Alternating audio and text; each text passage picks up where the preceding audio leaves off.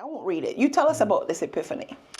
Yeah, so, I grew up in a good Christian family and always felt this need to do good in the world. After living in the Dominican Republic, I started my own nonprofit and took my little band out into the world, over 30 countries, trying to make the world a better place. That's, what you read already. What I realized after about 10 years, that we were putting Band-Aids on these social issues, that if businesses thought about what their noble purpose is, what their contribution to their community is, they could fill in the spaces that our little entourage was not able to do. I mean, we would literally show up after the tsunami and help build an orphanage, or help with wells, or help with a hospital. But we were there just for a few weeks, didn't have the long-term sustainable relationships, which is what is required for any kind of meaningful transformation in any of our lives. Mm-hmm. And that's why, the epiphany was partly to do with the fact when I went to grad school, I had people in my class that were international students who really looked down on this idea of international missions. Oh, wow. And so they challenged me to think about, the fact that a lot of these groups go in with great intentions, but they cause more harm than good. And so I began to think about, okay, is that what we're doing? I don't believe that we were, because I was very intentional about the relationship, and we never started projects. It was always in partnership with the nationals. But there are some that do. There are many that do. And it leaves a bad thing. So I'm agreeing with you on that. I also have a nonprofit, and I'm not very active in it, but the goal of it was to create community conscious corporations. Mm-hmm. And I think that, in my own organization, we definitely support young people. We go into schools and stuff like that. I agree with you. So give a call out, a call to action to someone who's watching, who is, I don't know if they have to be Christian minded or not, but what does that look like? What does that look like? Well, no matter what business you're in, and it just could be very philanthropic and socially minded, or it could be just profit driven. You always start with your values. Once a business figures out what their values, and they're communicating that to the world, if you have, now this is the differentiator, if you have a noble purpose and your values are in alignment with this noble purpose, you are going to draw the people who share your values and who believe in your noble purpose. And we're talking like brands like Tom's Shoes or Warby Parker, which is an eyeglass company. They're very socially minded. The Patagonia, cares deeply about the environment. So they have a following. They have people that are crazy about the brand because of what the brand represents and their contribution to the world. I mean, like Ben & Jerry's ice cream is another brand that fits in that mold. Now they've been bought out. Just a FYI, they're no longer owned by the original. Yeah. Okay, but so in other words, the noble purpose is probably where some organizations need to start. Because based on my doctoral research, which was a conversation for another day, so many companies, they get into business and they don't necessarily consider a noble purpose when they just like, let me just make some money. Exactly. They give themselves a job, if you want to call it that. So that may be where they start. So if your organization already has a noble purpose, then you will get more out of this book if you have that mindset. If you don't already have that mindset, that may be where you need to start. If stop looking necessarily so much, self-serving. Mm-hmm. And then that brings me to a point that I hadn't considered before, Tim.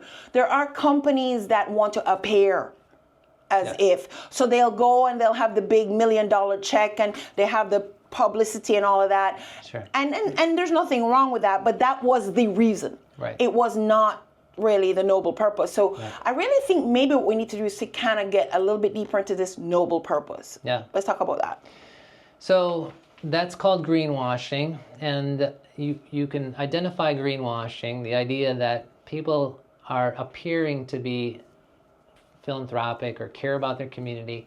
The truth is that they're trying to cover up a whole multitude of sins with regards to how they actually conduct business. A great example, I won't use a name, but there's a cosmetic company, a big cosmetic company, that supports breast cancer awareness and research. The problem with that company, I mean, it makes sense. They're working with women, but they actually produce products that are contributing to breast cancer instead of living out their noble purpose. Another good example would be CVS, who had the pressure put on them about selling cigarettes. Their mantra was, we care about people's health. But they sold cigarettes like all the drugstores do. And they made a commitment. They decided that they were going to get rid of the cigarettes out of there and replace cigarettes with the nicotine patches and the programs that help people get off of cigarettes. But even cigarette companies spend money on fixing you, or those fund other things. So so that's like the greenwashing versus the true heart desire to serve. Correct. Okay, all right, we're on the same page on that. So then, what is that? What is the solution? What is the solution to, instead of Band-Aids? What does that look like? What is this solution instead of Band-Aids? So it's the long-term commitment. It's like I'm saying, it's a solution for all of poverty. My definition of poverty is it's broken relationships. It's not about the lack of things. It's the fact that you don't have access to the people that can help you on your journey out to break outside of the poverty trap.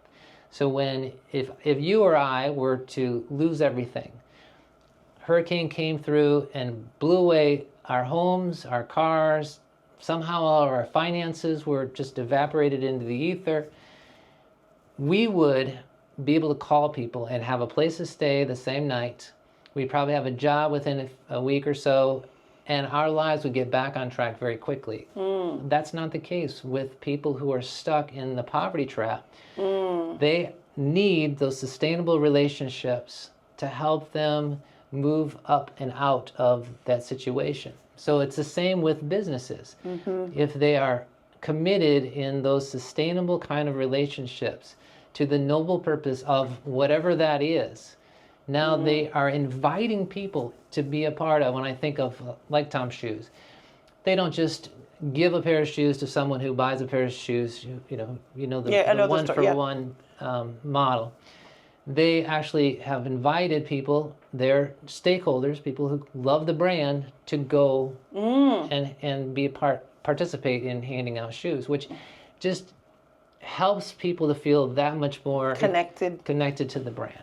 In Jamaica, I'm originally from Jamaica, for those of you who don't know. In Jamaica, we would say good friend better than pocket money. Good friends are better than money in your pocket a lot of the times. And you're right, because those relationships, it does make a difference. And like even big brother, big sister clubs, just the fact that you have that person who's looking out for you that can make connections, you're right. So, all right. Very good. So, Tim, your book, Brand Evangelism, A Leader's Guide to Clarify and Communicate Personal and Organizational Purpose. Well written, thoughtful, very complete. I believe it's an excellent read, inspirational, altruistic, full of next step suggestions. So if you've enjoyed this conversation that I had with Dr. Trudy Beerman, you can go to her YouTube channel, watch the entire interview at Trudy Beerman, PSI TV.